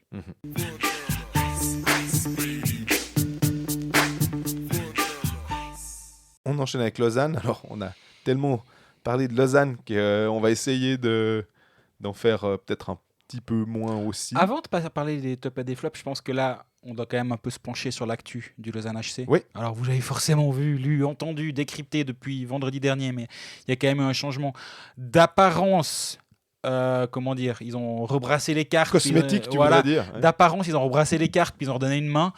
Dans les faits, je crois quand même que c'est un peu plus grand que ça. En tout cas, c'est l'impression que ça donne de l'extérieur. La main s'est formée en point et puis elle est partie sur la table. C'était Patrick Depreux. Hein. Ouais, il paraît. Pour moi, c'est Grégory Finger. Oui. Patrick Depreux prend les lauriers derrière, ou pas les lauriers, mais prend c'est lui qui est sur scène aussi. Voilà, assume les décisions et il a sûrement participé aussi. Mais au moment, c'est Grégory Finger qui a dit bon, on est vraiment sûr de ce qui se passe depuis 3 ans maintenant ici. Et j'ai envie de dire, non, d'ailleurs, si tu écoutais Colfax depuis maintenant 3 ans ici, on me semble qu'on l'a assez dit. On a assez pris des coups sur la tronche parce que vous aimez pas Lausanne, vous êtes méchants. Et puis Svoboda, il y a sûrement une raison. Et puis Svoboda, il fait pas tout faux. Et Svoboda, il sait mieux que vous. Si Finger veut t'engager comme consultant, tu restes avec nous, non, s'il te plaît. Moi, je veux Colfax encore longtemps. Non, pas qu'après, ils te disent, écoute, Grégory, déjà, t'as un prénom sympa, viens à mes côtés, puis explique-moi. Non, j'aurais pas cette prétention-là. Par contre, on écoute les gens, en fait. On écoute les gens qui partent. Et comme je disais avant dans la partie de Bienne, que tout le monde n'a peut-être pas écouté, quand à peu près tout le monde est soit vraiment aigri, soit en procès avec le club, c'est quand même qu'il y a un problème. On rappelle, Peltonen, procès, McTavish, procès à venir. On en parle moins, mais Kevin Ryan, procès à venir. Grossman y part. Il est franc fou contre le club. Froidevaux, pas content contre le club. Au bout d'un moment, c'est pas un hasard. Et on l'a dit, on l'a répété. Et tu as dit avec Moy, justement, toute la différence entre un type part puis qui est content. Moy dit merci au club, dit écoutez, voilà, à Genève, il n'y avait plus de place pour moi, je le comprends tout à fait. C'est normal que dans une organisation, il y ait des contrats où ça se passe pas bien. C'est complètement normal. Absolument.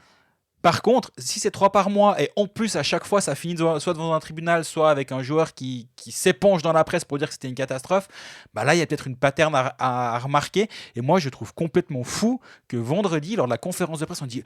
En gros, on avait l'impression qu'il s'était réveillé le matin puis que d'un coma de 3 ans. Oh là là, ouais, c'est un monologue ce club, il y a des interférences. C'est Walking Dead. Là aussi. Il se réveille, c'est une attaque de zombies. Hey, you don't say Sherlock. Oui, on l'a vu, on le sait, on l'a dit. Vous étiez où pendant les 3 dernières années? Vous étiez où? Comment ça se fait que Peter Svoboda a eu une puissance pareille dans ce club et a fait un mal pareil dans ce club pendant toutes ces années? Une puissance, et on a l'impression quand Patrick Depreux a parlé de l'actionnariat et tout, il a même pas parlé du fait qu'il était actionnaire minoritaire à 20%, Svoboda. Donc finalement tu te dis, en fait il a même pas de rond. Comment ça se fait qu'il ait autant de pouvoir? De nouveau, qui paye décide, aucun problème. Mais alors si qui paye 2 francs décide pour tout le monde, t'es un peu... alors là, c'est déjà plus problématique. En fait, maintenant, ça me fait penser, il est dans le siège pour enfants à côté du gars qui pilote, puis on lui a mis un faux volant, puis il a l'impression de tourner la voiture. Ouais, mais il y a Grégory Finger avec le volant à côté. Toi, tu peux tourner le volant, mais... ouais, c'est Maggie Simpson, quoi. Dans le générique des Simpsons. Et donc, c'est l'image que j'avais. Je vais pas en faire un montage Snapchat, parce que ça va être vilain, mais... Je pense que c'est ce qui devait arriver depuis longtemps. Et maintenant, les choses ont été faites correctement à Lausanne pour la première fois depuis longtemps. Et je me réjouis de voir comment ça va évoluer avec le nouveau coach, Geoff Ward, qui sera présenté aux médias vendredi. Tu seras présent jeudi. Jeudi 10h à la... je bosse le matin, alors ça va être compliqué. Par contre, mes collègues photographes m'ont demandé quand est-ce qu'il y aurait pour pouvoir justement aller faire c'est jeudi matin. L'entraînement, je crois aussi, parce que c'est bien d'avoir des photos fraîches de tout ça. Exactement, donc il sera présenté, son son assistant Peter Anderson, le père de Calais de Lugano. Et de Rasmus aussi, qu'on a tendance à oublier parce que c'est un monstre en NHL qui joue à Calgary. Exactement. Qui a aussi la licence suisse, mais il faudra attendre quelques années avant qu'on puisse éventuellement parler de lui de ce côté de l'Atlantique. Effectivement. Donc, Lausanne a fait les choses correctement. Ouais. Maintenant, Peter Svoboda est toujours à l'interne, a quand même toujours un potentiel de nuisance, on va dire, présent. Jusqu'à quand? Je sais pas. Moi, ça fait... Cet été, je parlais avec des amis lausannois et je leur disais que pour moi, dans une année, Peter Svoboda était raus, plus dans le club. Je pensais pas que ça irait aussi vite qu'on lui enlève les clés du camion sportif, mais c'est allé vite. Toi, t'aimes bien les métaphores avec 4 roues, hein? C'est les camions, Bah, les en voitures. même temps, le club avançait à 200 km/h face à un mur, donc c'est très voiture. Si t'as un volant puis tu peux pas l'utiliser parce que c'est le siège bébé, bah forcément. Hein. Ouais, donc voilà, le club a fait n'importe quoi pendant 3 ans à cause de Peter Svoboda. Il a été jeté proprement sous le bus, encore une histoire de roues, hein. trucs motorisés. Et voilà, maintenant à voir s'il prend la défaite avec lui puis il sort du club rapidement ou pas. Pour le club, je pense que ce serait une très bonne chose. Mais en tout cas, la sérénité devrait revenir à Lausanne ces prochains temps. Et honnêtement, on l'a suffisamment dit, à tout pour bien faire à Lausanne. Bah, faites juste bien les choses une fois et puis ça va aller. Et moi, pour revenir sur l'entraîneur, quand tu as mentionné le nom de Jeff Ward, j'ai été regarder sur Elite Prospect parce que j'avoue que je me rappelais plus exactement qui, quoi, comment. Et puis, ce qui m'a un tout petit peu embêté, mais j'ai compris le move du club. Hein. C'était 60 ans, je me suis dit, bien sûr. On parlait de Varada et je me disais, mais un Varada serait tellement cool parce qu'il y avait eu un article que tu avais fait à l'époque, il n'y a pas si longtemps, c'était cet été ou fin du printemps, en disant que il y a un moment, il aurait peut-être pu même venir, en tout cas intéressé, mais qu'il y avait son histoire de staff, puis qu'il fallait lui coller Petrovicki ou Bobby Dolas. Il fait Loulou sur le banc, et puis au moment, il s'est dit non, mais attendez, on va être sérieux 2 secondes. Donc là, Dolas a déjà été écarté, Peter Anderson débarque. On commence à avoir des gens qui Je suppose que Karel Svoboda, je vois pas tellement. On suppose bien. Reinhardt, rien à dire contre lui. En fait, j'ai dit Riri et Loulou, mais il y en a que 2. Il y a Riri et Fifi qui étaient là. Là, ils vont sortir un petit peu du coaching staff. Ça va un tout petit peu aider aussi. Puis Ward va pouvoir travailler. Contrat jusqu'en 2025, c'est long. C'est long. Ouais, c'est très long pour quelqu'un qui ne connaît pas le championnat de Suisse. Et après, ma foi, tu dois peut-être faire le sacrifice de dire bon, on veut cet homme. C'est lui qu'on estime être la meilleure personne sur le marché actuellement. Il veut pas venir pour 6 mois parce qu'il va dire attendez les gars, le contingent est ce qu'il est, la marge de manœuvre quasi nulle. Je reprends une équipe qui est avant-dernière. Il va falloir du boulot là. Et moi, je vais pas le faire en 6 mois. Je suis pas magicien. Donc, donnez-moi du temps pour travailler. Et oui, c'est long, mais ça me choque pas. Il y a juste un petit warning. S'ils avaient pu mettre 2+1 et qualification pour les playoffs la saison prochaine égale reconduction automatique du contrat, ça aurait été mieux. Mais ça s'appelle une négociation. Puis je pense que lui, il a dit celui qui tenait le couteau par le manche, comme tu l'expliques très justement, Peter Anderson, c'est 2024. J'aime bien aussi avoir un ancien là, quelqu'un, quand tu regardes les CV, c'est tellement le jour et la nuit. Tu l'avais mentionné, les CV de Svoboda, Karel étaient assez faibles en termes de poste joueur. Même en tant que joueur, c'était pas un CV incroyable, mais c'est tout à fait respectable. C'est pas un problème. Bobby Dolas, grand joueur de NHL et tout, mais alors, par contre, après là. Il a pas de CV. Voilà. Il a dû faire un CV une fois et puis c'est rapide. Hein. Tandis que Ward, c'est assistant à Boston pendant 7 saisons, Coupe Stanley, assistant à Anaheim dernièrement, assistant dans le New Jersey, assistant avec l'équipe d'Allemagne aussi. Enfin, il a vécu. Et le gars, là, on peut rien dire. Peter Anderson aussi. Exactement. Coach principal à Brynäs, à Malmö, plusieurs années. Assistant à Lugano, il connaît le championnat de Suisse. Avant, il était à Örebro. Et il a une longue carrière en tant qu'entraîneur. Ils vont pouvoir travailler normalement, donc comme dans tout club à peu près normalement constitué, sauf le Lausanne d'avant. Ouais. Donc pour moi, tout va bien du côté de Lausanne, non ? En tout cas, c'est un grand oui sur la manière dont ça a été fait, les choix qui ont été opérés. Le bémol, c'est comme tu disais, les contrats que, ma foi, c'est bien joli de dire oui, on va refiler Ugly à... il faut être deux, hein, donc pour faire ça. Et je pense pas que c'est une bonne idée. Parce que Ugly, dans un nouveau système, avec un nouveau coach, avec des gens que tu sens plus en phase avec le hockey moderne et tout, de ce qu'on dit de Ward, c'est quelqu'un qui écoute, qui parle. Et moi, je suis un peu plus sceptique sur l'âge, simplement. Mais en même temps, je peux pas être sceptique sur le CV du bonhomme et de ce qu'on lit, on entend et on voit de cet homme-là. Vraiment, ça a l'air plutôt positif. J'espère juste, pour en revenir à nos top et flop, qu'il va pouvoir relancer un Kennins aussi. Relancer une équipe. Oui. Ça commence par là. Les 2 derniers matchs, honnêtement, C'était bien. autant le 6-1 contre Zouk, j'étais très très prudent, voire même à me dire, le score est beau, mais voilà. Ce que j'ai vu contre Berne et ce que j'ai vu contre Genève m'a beaucoup plu. Oui, c'était du bon hockey. En fait, il n'y a rien à dire. Tu as le droit d'aller perdre à Genève. Complètement. Tout le monde va perdre à Genève ou presque. Tu as le droit. Et Berne était franchement pas bon, mais Lausanne a été très bon aussi. Donc, bien sûr qu'il y a bien sûr qu'il y a des relances qui peuvent être un peu hasardeuses, bien sûr.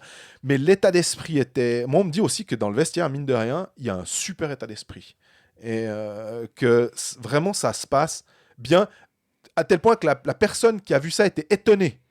En pensant qu'après X défaites, les gars pas se tiraient dans les pattes, mais un peu allaient se montrer du doigt. Toi, tu fais pas ci, toi, tu fais pas. Or, visiblement, non, ils s'entendent très bien. Donc, tant mieux. J'espère que c'est bien comme ça que ça se passe. Je mentionnais Kennins. Là, dans ton flop, donc. Hein. Dans mon flop, ouais. Le top, j'en ai parlé la semaine passée. Je veux pas m'apesantir là-dessus. C'était Igor Yelovac que je trouvais... c'était avant qu'il en plus marque ses buts, 2 buts contre Berne, c'était un peu l'effet Colfax puisqu'il y a l'effet Pucaliste, je sais pas, mais je le trouve s'il y en a un qui sort un peu, parce que je trouve que Frick est pas très bon, parce que je trouve que Genadzi est pas très bon, parce que je trouve que certains défenseurs que Marty est pas très bon, Eldner est pas très bon avant sa blessure était pas très bon, exactement, et que finalement Yelovac, c'était un peu le seul à surnager aussi dans cette équipe. Et c'était pas gagné de base parce qu'il a un physique qui fait pas de lui forcément et puis une formation où on le voit pas forcément buteur ou première passe et tout. Et finalement, c'était celui qui s'en sortait le mieux. Ouais, moi, je vais commencer par le top parce que je suis quelqu'un de très positif tout le temps. Non. Mais... c'est dur. À part ça, tant c'est des fois difficile de dire des flops du côté de Bienne ou de Genève où tu es là, là vous cherchez la petite bête. Là, pour chercher du positif sur le début de saison de Lausanne HC, faut quand même un tout petit peu s'accrocher. Poulenov se fait le job. Oui. On peut mettre tous les bémols qu'on veut sur sa condition physique, qu'à chaque début de match, tu sais pas si après un tiers-temps, il va dire là je la sens pas, faut que je sorte, les adducteurs qui sifflent. Oui, non, peut-être, mais il fait clairement le job. Et pour moi, t'attends pas plus de Iver Poulenov que ce qu'il a fait depuis qu'il était là. Et moi, je le mettrais dans mes tops. Je suis pas encore prêt à mettre Dario Silière dans mes tops. Non, j'étais pas prêt. Je pense qu'il y a encore beaucoup trop de choses qui sont perfectibles. Par contre, tu comprends complètement le potentiel et tu comprends complètement pourquoi le club a voulu de lui et aller le chercher à Zug, complètement logique. Est-ce que Ward, par contre, excuse-moi de te couper, non, est-ce que Ward, avec son expérience, avec le fait qu'il doit remonter un peu la pente, fait même pas un peu, il doit remonter la pente avec ce club, est-ce qu'il va accorder du temps de glace à Dario Sidler? C'est une très bonne question. Le laisser faire ses erreurs, finalement, qui sont un processus. Surtout que Glauser est quand même censé revenir tôt ou tard, Elner est censé revenir tôt ou tard, donc il va redescendre dans la hiérarchie, et ça va peut-être être un petit peu plus compliqué pour lui, mais ce qu'on en a vu, il y a de la promesse. C'est pas chaque shift n'est pas brillant, il y a de temps en temps des erreurs qui coûtent des buts, etc., mais ça fait partie de la courbe de progression logique d'un joueur de cet âge-là. Et je suis pas prêt à le mettre dans les tops, mais j'ai quand même envie de le mentionner. J'avais mis je l'ai juste mentionné, j'ai dit Kennins, mais Pedretti aussi, c'est dur. C'est dur pour Pedretti, c'est dur pour Ugly. Ouais. C'est les deux renforts offensifs, parce qu'on rappelle quand même que... Alors, promis, on va pas s'acharner sur Svoboda maintenant qu'il est parti. Alors, par chance, on en a quand même suffisamment parlé quand il était là. On s'est déjà acharné un peu avant. Mais au bout d'un moment, quand on nous dit oui, Berchi part, mais vous inquiétez pas, il y a plusieurs joueurs qui vont venir et qui vont remplacer ça parce que ça a quand même été là, parce qu'on peut pas le remplacer par un joueur égal. Ce que j'entends. Hein, Ouais, aux États-Unis, by committee. Exactement. Quand ton comité c'est Ugly et Pedretti, merci quoi. Le début de saison, Non, mais... il est compliqué. Hein. Non, mais c'est d'accord. De base, avant même que ça commence. C'est après 17 ou 20 matchs de voir. Ah ouais, d'accord. Ton Ok. comité là, il a pas pris des bonnes décisions, il me semble. Donc c'est poussif, c'est difficile. Ugly, il a été tantôt en tribune, tantôt 13e attaquant à être le spectateur le mieux payé de la patinoire. Mais je suis sûr qu'il y a moyen de faire quelque chose. Bah ouais, mais en même temps, on rappelle, hein, t'es le fondateur du fans club, Michael Ugly. Ah non, mais je disais Ugly Pedretti. Enfin... Ouais, mais je parle depuis de Ugly. D'accord. Mais oui, en fait, ils n'ont pas oublié de jouer au hockey cet été, les deux. Et c'est des joueurs qui peuvent amener quelque chose à cette équipe et bien utilisés, qui peuvent être bons. Et finalement, c'est aussi ça. Lausanne a un problème majeur, c'est qu'il a énormément de longs contrats.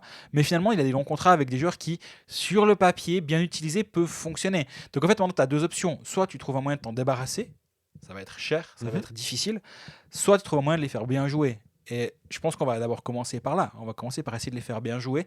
Et puis s'ils jouent bien, du coup, les longs contrats, il faut juste les payer. Mais finalement, si... Admettons que tu doives payer Kenins ce qui coûte, on me dit plus de 600 000 francs par année, ce qui me tombe pas de ta chaise. Mais si tu mets 15 buts par saison, il amène du physique, il amène quelque chose, il est bon. En fait, tu payes, ma foi, c'est pas le problème. C'est toujours la même chose. Il est cher, mais il est bon. Mais c'est ça. Il est bon, mais il est cher. Tu gardes toujours la deuxième partie de cette phrase-là. Et si effectivement il est cher, mais il fait le job, ok. C'est pas nous qui payons, donc on s'en fout. Exactement, il n'y a pas de salary cap. Donc en fait, si tu acceptes de payer le joueur trop cher, mais que tu acceptes ça et qu'il te rapporte ce qu'il te faut sur la glace, fine, allez, va, fais-toi plaisir. Et dans les flops, j'en avais 2-3 à mettre. T'as cité Ugly, t'as cité Pedretti. Moi, j'ai quand même envie de parler de Daniel Odette. Alors, il a 19 matchs, 8 points. C'est franchement pas bon. Mais au-delà de ça, moi, je le trouve perdu sur la glace. Ouais. Il tourne, mais soit il sait pas quoi faire de la rondelle et puis il a personne avec lui pour en faire bon usage. Mais des fois, j'ai l'impression que je le vois même pas en fait. Il y a aussi ça des fois. Et là, t'espères que le nouveau coach va être capable d'en faire quelque chose. C'est ton centre, à la base, c'est quand même ton centre numéro 1. Et dans les tops, moi, j'ai toujours été très réservé sur ce joueur, mais un Fuchs, 19 matchs, 15 points, il fait complètement le job. Et c'est le meilleur compteur du club, donc il va être top scorer. Toujours la même chose avec ce joueur. Hein. On attend mars-avril, on verra s'il est encore là et s'il est encore dominant. Mais saison régulière, il est complètement bon, complètement à sa place. J'ai bien aimé son interview à MySports quand il était affecté puis il disait ça va pas, c'est inadmissible ce qu'on fait.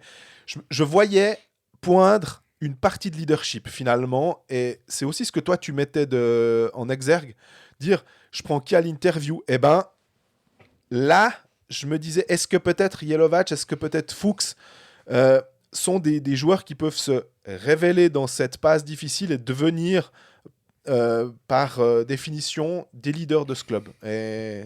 dans les joueurs qui doivent aussi devenir des leaders, et niveau des statistiques ça tient la route, mais moi c'est un Robin Kovacs qui est pas un leader constant finalement, et on l'avait dit la semaine passée, il a 4 buts après 4 matchs, puis après il a complètement disparu pendant 6 ou 7 matchs, il revient, il met 3 points en 2 matchs, après il disparaît de nouveau, il met de temps en temps sa passe décisive, mais lui ça doit être un buteur, et je pense c'est vraiment pas, je le mets pas dans les flops, mais dans les joueurs dont on attend plus du côté de Lausanne, il va clairement en faire partie, parce que 7 buts, 7 passes en 14 matchs, c'est pas mauvais du tout. Hein. Il part sur du 40 points sur la saison, une vingtaine de buts. C'est tout à fait OK. Mais moi, j'attendais presque un petit peu plus de ce joueur parce que vraiment, on en a beaucoup parlé avant la saison. Moi, on remettait en question la longueur du contrat, mais en même temps, tu te dis, il y a beaucoup de flags, disons, de petits avertissements autour de ce joueur. Mais qu'est-ce qui peut être dominant s'il est en confiance et s'il est jeune encore. Exactement. Sekac aussi fait quand même. On peut dire que la pierre angulaire, une certaine constance à Lausanne, c'est le fait que Jiří Sekac produit et est un bon joueur du Lausanne Hockey Club.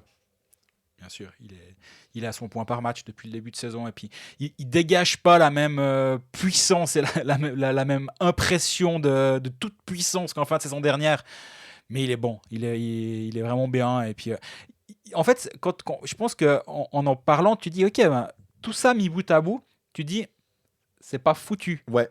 Et Ward a une marge de progression avec cette équipe. Et on a vu des signaux positifs. Mais maintenant, encore une fois, pas un magicien. Il va arriver, il va devoir faire connaissance avec le championnat. On rappelle, McTavish au début c'était difficile. Fin de saison, c'était pas mal. Moi j'ai trouvé McTavish, il a fait un bon passage à Lausanne. Mais les premiers mois, il voulait nous évangéliser sur le cas d'Amérique du Nord et nous expliquer qu'un Barberio peut tout à fait jouer 27 minutes parce qu'il n'y a pas de problème. Puis après, on lui explique qu'il n'y a pas de power break et puis que les patinoires sont un tout petit peu plus larges. Puis qu'il faut qu'il arrête ses conneries parce que Barberio ne peut pas jouer 27 minutes. Puis il nous dit non, vous verrez. Ben, on a vu en fait. Ouais. Il a implosé en vol. N'est pas Temernes qui veut.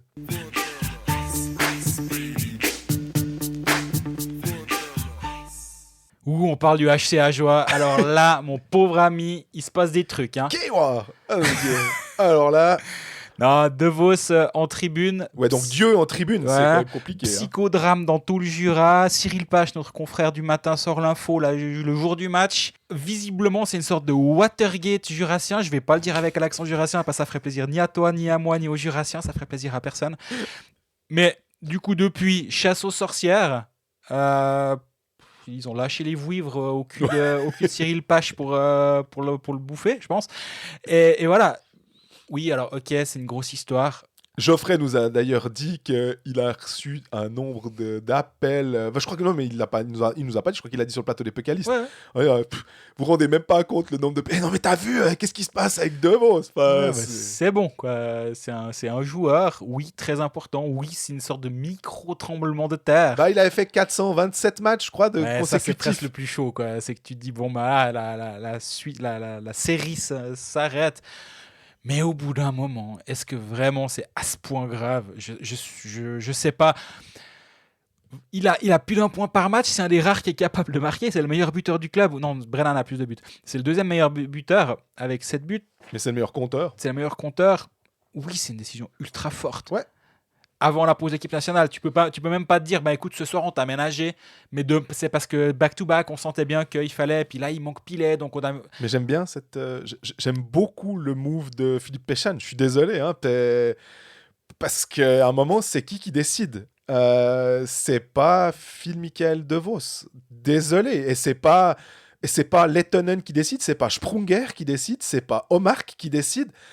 Il y a une hiérarchie. Je veux dire, c'est un coach. Si le coach décide que tu fais pas ton boulot défensif, admettons, parce que visiblement entre les lignes aussi, c'était boulot défensif, je sais pas, mais en tout cas sur la glace, il fait peut-être pas ce qu'on attend de lui.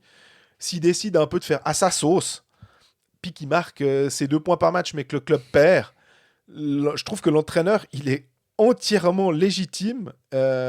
Après, ça, c'est un tremblement de terre parce que il s'attaque à une figure imposante du club. Absolument. Mais c'est aussi un moyen peut-être d'essayer d'assurer de montrer que le patron, c'est lui. En fait, c'est pas... personne, on l'a dit souvent, on le dit pour la NHL, pour la NBA, pour toutes les ligues du monde, pour le foot, t'es pas plus grand que le club. Peu importe, même le Real Madrid, tu n'es pas plus grand que le Real Madrid. Même si t'es le meilleur joueur du monde, même si t'es Messi, même si t'es Cristiano Ronaldo, tu n'es pas plus grand que le club. Donc, Phil De Vos, tu n'es pas plus grand qu'Ajoie. Mais par contre, je suis quand même obligé de me dire, est-ce que c'est un move pour affirmer une autorité qui est un peu en train de s'affilocher, ou est-ce que c'est un move de panique ? Ça, c'est à Lausanne. Ça, c'est pas Richard, l'autre. Parce que Ajoie est en train gentiment de dévisser. Même s'ils sont là tous les soirs, ils ne gagnent pas tous les soirs. Donc, c'est un peu plus compliqué. Donc, soit c'est un peu il panique et puis il se dit faut que je trouve un moyen de montrer que c'est moi le boss et donc je prends une décision forte au risque de me foutre tout le monde à l'eau. C'est une option, c'est clairement une option. Ou alors c'est un mouvement, c'est pour, on va dire c'est fait sereinement et du coup il y a moins cet aspect je dois prouver quelque chose à mon vestiaire. Mais toujours est-il qu'il s'est mis en grand danger. Maintenant, on sait que Philippe Péchan, c'est un coach qui n'hésite pas à se mettre en danger. Il a eu sorti son gardien à 5 minutes de la fin. Ça n'avait pas fonctionné à Fribourg. Mais quand même, c'est quelqu'un qui aime prendre des risques. Et il a pris un très gros risque. À voir comment ça fonctionne. Maintenant, il y a 10 jours pour encaisser le choc de cette décision. Pour trouver les sorcières, s'il y a des sorcières à trouver. Moi, je dis honnêtement, si j'avais eu l'info, j'aurais fait exactement comme Cyril Pache. C'est une info qui est intéressante. Absolument. Il n'était pas présent au morning skate. Il n'y a même pas besoin de chasser les sorcières. Non. Hein. Il suffit que quelqu'un boive un café à la patinoire pendant le morning skate. Depuis là-bas, tu vois sur la glace. Ah il n'y a pas de Vos. Bon voilà. Il est blessé, il y a un truc, puis Oui, quand il a acheté son pain et il a dit à la boulangère. Enfin, il y a cette info, elle a environ 10 000 façons de sortir. Et j'ai envie de dire, a fortiori à Ajoie. Oui. Parce que je pense que si Lettinen va acheter son pain à Zurich, on va lui dire bonjour monsieur, au revoir monsieur. Tiens, il est bizarre, il a un accent qui n'est pas suisse.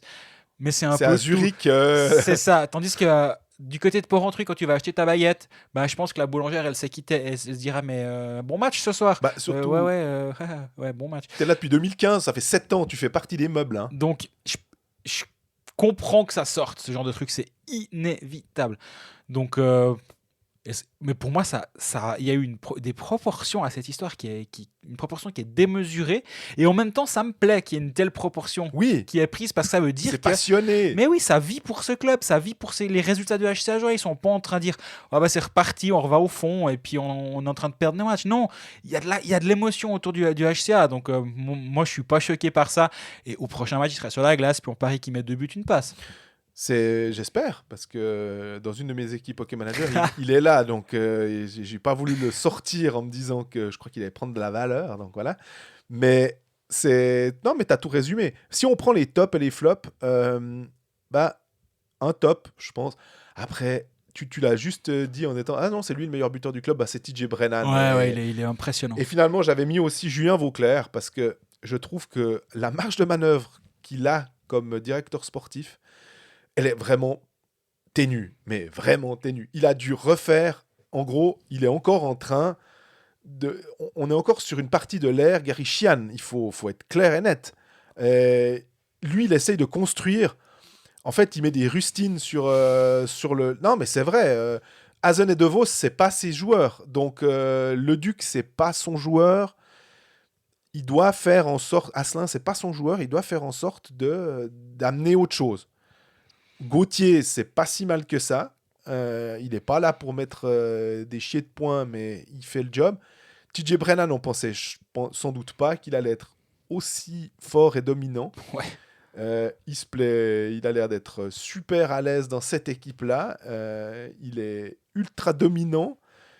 Tant mieux. Mais j'avais bien aimé le move de Valentin Pilet aussi. J'avais bien aimé Thomas Thierry. Je trouve que vraiment, Julien Vauclair, avec les ressources financières à disposition, je voyais pas trop ce qu'il pouvait faire de mieux. Il a quand même réussi finalement pour moi aussi à attirer un Yann Derungs qui aurait pu aller ailleurs en Suisse alémanique. Pour l'instant, c'est comme il était blessé puis qu'il revient gentiment, voilà, on jugera sur pièce un petit peu plus tard. Mais puis là pour Ajoie, c'est le mois de c'est là où c'est difficile en fait. C'est maintenant que c'est souvent ce qu'on dit. C'est déjà un petit peu compliqué, même si comme tu dis, ils sont toujours dans les matchs. Mais au final, que tu perdes 6-1 ou 4-3, enfin, tu perds en 60 minutes, 4-2, 5-3, tu perds quand même. Et puis, sur le moral, t'as beau te raccrocher à quelque chose de positif, on dit on a quand même marqué 3 buts, on a quand même tenu. Ouais, c'est quand même des défaites. Ce qui sont, à mon avis, normales, parce que avant le début de saison, Ajoie, c'était 14e si t'es objectif et pessimiste, et 13e si t'es optimiste, à mon avis. Ouais. Ajoie joue sa saison en avril, pas maintenant, ou en mars, je sais pas quand est le barrage. Je sais pas, soit on a un supporter aveuglé et on se dit que ça va... Non, vous verrez, la magie va opérer. Là où on s'était trompé, c'est sur les capacités à Hazen et De Vos à marquer des points à l'appel en National League. Ça, on peut faire notre mea culpa. Ouais, moi, c'est mon top, Hazen. Ouais. 12 matchs, 16 points. Ouais, mais toi, t'as le top facile parce que tu les vois au Pécaliste le Moi, lundi. je croise avec eux au Pécaliste, Voilà. ils sont tous sympas. Je me dis, mais c'est bon, lui, il est sympa, c'est un top, il est super. Après, j'en parle en bien le prochain épisode de Colfax. C'est vraiment si vous voulez être apprécié par Colfax, il faut venir au Pécaliste. C'est simple. Non, 12 matchs, 16 points, 6 buts. On parle d'un joueur qui sort d'une saison quasi blanche. Ouais, puis qui revient de très loin niveau blessure. Ouais, ce genou là, on a eu peur. Hein. Exactement. Il y a encore 2 mois, il était réopéré. Donc, il revient de loin et il n'est pas encore à 100%. Comme il a plus de douleur, mais il a quand même du retard dans sa préparation comparé aux autres. Et il cartonne, quoi. 12 matchs et 16 points, comme j'ai dit juste avant. Il y a même un match à 4 points contre Ambry lors de la dernière victoire du HC Ajoie. Enfin, la victoire d'Ajoie là-bas. C'est un bon joueur et il prouve qu'il est capable de jouer un petit peu plus haut et pas juste d'étaler la Swiss League comme il avait fait par le passé, parce qu'il avait quand même des saisons hallucinantes en Swiss League. Et il joue bien avec De Vos, il joue bien avec Frossard, il joue bien sans De Vos aussi.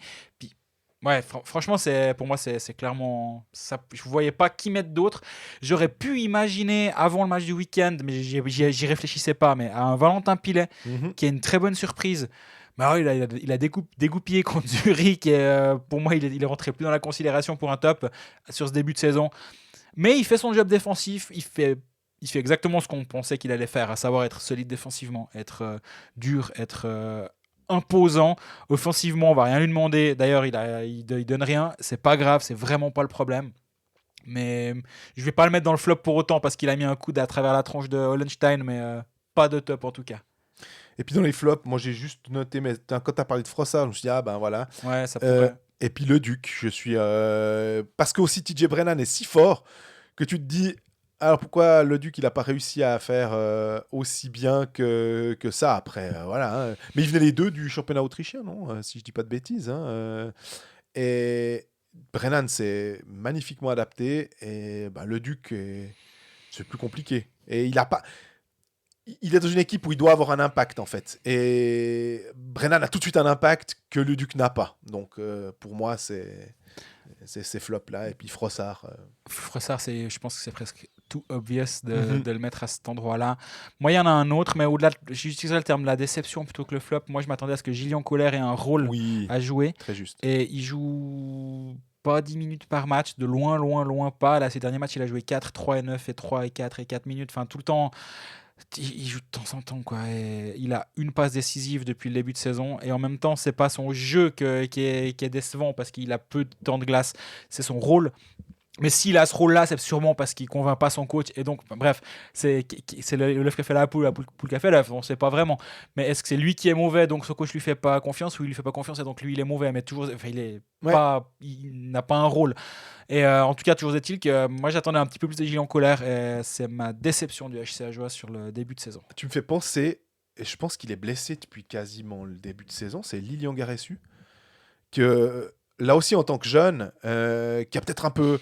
qui va chercher du temps de glace et je pense qu'il est blessé parce que vraiment on le voit jamais sur le... Ça c'est dommage parce que ma foi il peut rien, hein, mais effectivement entre Derungs, Garessu et Colère, ne serait-ce qu'il y en ait un qui tout d'un coup sorte où tu te dis ah ouais, un peu comme Ebicher, Baragano, Voardou, t'en as un des trois qui... Puis après t'en as peut-être 2 sur 3, puis après potentiellement 3 sur 3, mais t'en as un qui sort comme ça, d'en avoir un des trois qui vraiment a de l'impact.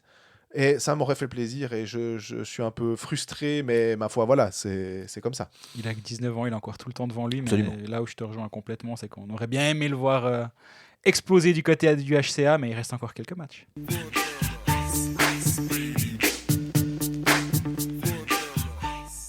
On y est, fin de l'épisode 11. J'allais dire des bucalistes, parce qu'on vient d'en parler avec Jonathan Eisen. Épisode 11 de Colfax. Petite pause, petit week-end de pause. C'est bon, t'as prévu, tu pars à l'étranger, tu te reposes? Non, je vais manger avec un ami samedi. Ah oui, c'est juste, il y a ça aussi, mince. Bon, tant pis. D'accord. Profite bien. Ouais. Profitez-vous aussi, fidèles auditeurs, de cette petite pause pour faire d'autres choses que de suivre le hockey sur glace, mais ça revient assez vite. Semaine prochaine, une semaine un peu particulière, avec un match le mardi, c'est Lausanne, un match le mercredi, c'est Genève. Oui. Ça nous occupera, c'est très bien. Ou c'est l'inverse. C'est l'inverse, ouais. Genève, j'ai fait mon équipe hockey manager, puis j'avais une ligne complète parce que c'est Genève-Bienne et Lausanne-Lugano le lendemain. Voilà. Très bien, on est bien servi en Suisse romande, ça recommence assez vite. Il y a la Ligue des Champions la semaine prochaine aussi avec Fribourg qui joue contre Jukurit, les Finlandais, et d'autres matchs pour les non-romans. D'ici là, portez-vous bien, n'hésitez pas à vous abonner sur Spotify, SoundCloud, YouTube, etc. Plus de 1070 abonnés sur Spotify. Magnifique, que font les autres? Ouais. Que font les autres? Et d'ici là, n'hésitez pas à nous écrire sur les réseaux sociaux. On est toujours très content de répondre. Et même si vous n'êtes pas d'accord avec nous, on est très content de répondre quand même. Tu me fais penser d'ailleurs que je pense qu'il y a eu des questions qui se sont accumulées un peu et que j'ai pas pris. Peut-être que la semaine prochaine, on fera une session un peu questions, étant donné qu'il n'y aura pas beaucoup de matchs. Ça pourrait être une... Ça m'a l'air d'être une superbe idée. Prenez soin de vous, bonne pause et à la semaine prochaine. À bientôt.